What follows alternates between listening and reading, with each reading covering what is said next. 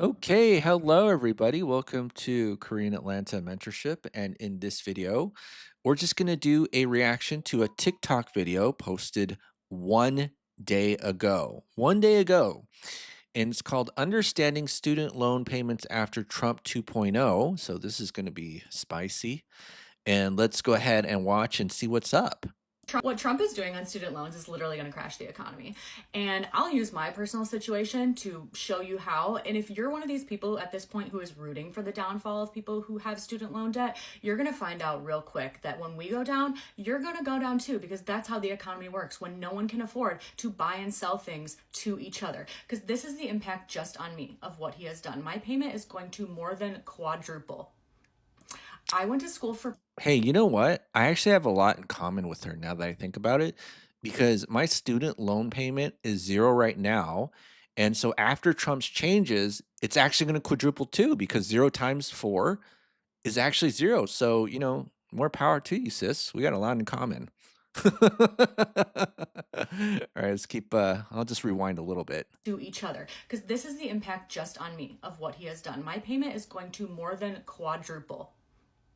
I went to school for public health. Never in a million years would I have gone to school for public health and taken out the amount of money that I had to take out to get here if income driven repayment plans were not an option. And he just closed the application to all of those plans. So my payment will be going from a percentage, a somewhat manageable percentage of my income every month, to the amount that will pay off my loans in the next 10 years. Okay. So basically, she's saying she wants to pay this for the rest of her life rather than paying it in 10 years. And if you know how income-based repayment programs work, okay? This is how they work. Let's say you borrow 100 or $150,000 and usually like a 10-month period, right? Like that's the loan term. Normally the loan payment would be $900 a month. But if you don't make enough money, you could submit an income-based repayment program, which is a much smaller payment. But the thing is that interest accrues on that loan every single month. So normally when you pay the 900, it wipes out the interest and it also attacks a little bit of the loan balance, aka the principal.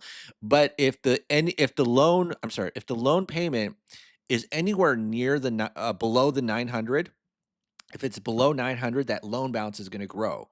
And what's probably going to happen is that after 10 years, the loan will get forgiven and then you pay taxes on the loan. I think that's how it works. Like that's why they call it like an income-based repayment tax bomb. You get the loan forgiven after working in like public service, and then you pay taxes on it.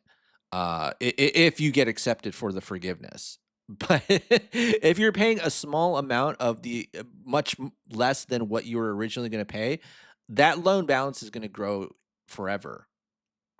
Yikes.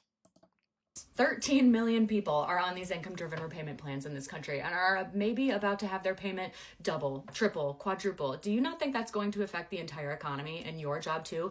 When tens of millions of people cannot spend money on your goods and services anymore, this is like tens of millions of people in their 20s and 30s moving back in with mom and dad type of situation.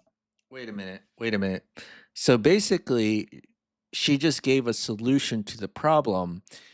And if you move in with mom and dad, pretty much are going to save maybe like $1,000 to $2,000 a month in rent. And so if your payment goes from, let's say, 250 to 1,000, problem solved, right? You just shifted allocation of your money and you're going to still have money available for goods and services. So I don't understand what she's talking about. Because they can't literally afford an unexpected $1,000 a month student loan payment. Most of these 13 million people would not have gone to college or wouldn't have gone to the college for the career that they went for if these plans were not available when they signed those contracts. People are not trying to dupe the system. They're not trying to get out of anything. We're just trying to pay the plan that was available when we signed this contract. Right. And so I think basically her argument is, hey, we were allowed to make poor choices back in the day because of the federal government, and we should still be allowed to make poor choices, right? Like we should be allowed to borrow a ton of money for something that has no return on investment. And banks should loan money to risky propositions that, if you remember back in 2008, that's exactly what they did with regards to housing. They lent to people who needed money, and if we all know what the way that banks make money is they lend money to people who don't need it. That's how they make money. And so basically, she's saying, hey, just do the opposite of what makes best lending practices, which is don't do any risk management and lend to risky borrowers where you don't calculate the ROI or ability to repay back what you borrowed, right? Because they let us do stupid stuff back in the day. So because they let us do that back in the day, they should still let us do that, and for future generations as well. Um, yeah. You know what's funny though? I feel like if I were a bank, okay, she would be my best customer because all she's thinking about is like that lower monthly payment.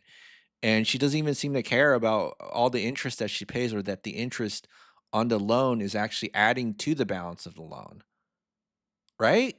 Am I wrong about this? But I feel like this is right. So let's keep watching. which was it'll be a percentage of your income. You'll be paying for the rest of your fucking life, but at least it won't be $1,000 a month on your $50,000 teacher salary. So basically she's okay paying off a student loan for the rest of your life. And call me a conspiracy theorist, which I am. uh, here's the thing. If I were a bank, this is actually the type of influencer that I would want to sponsor to get more people hooked on debt products, right? Because think about it. Let's say you have a 30-year mortgage, right? You have a 30-year mortgage.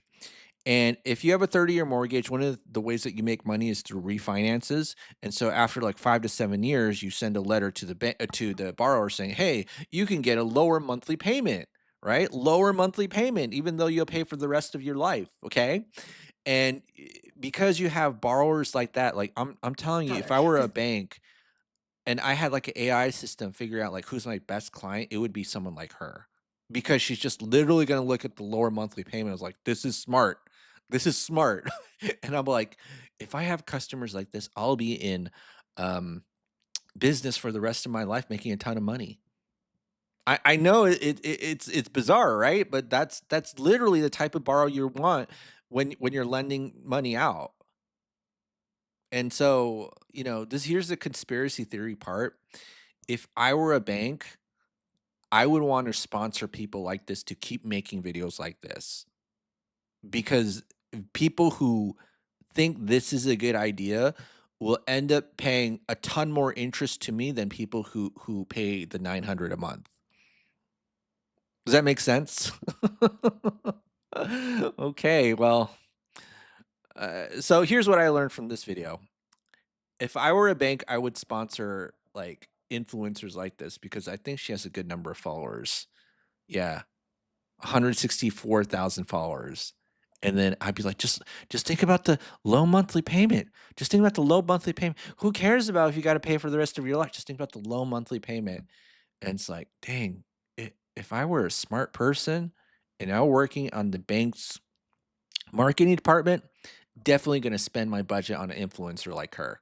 Definitely. You get the next generation in debt and think about that lower monthly payment, and then you're just like, we're secure for the rest of our lives, boys.